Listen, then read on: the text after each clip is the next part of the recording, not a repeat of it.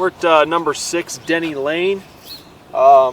This is showing the repair that was made.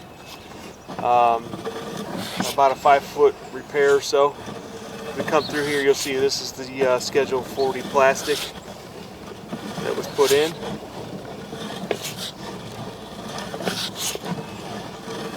Back to the clay line pipe.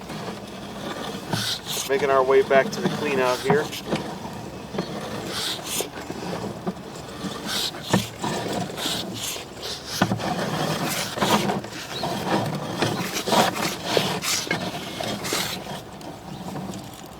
This is the section that was cut out right here before the creek, in this area here.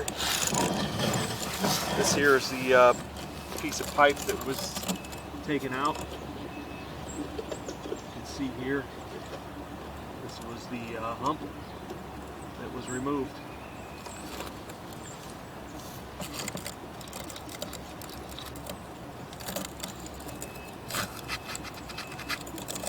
See if I can get a better picture of it right here.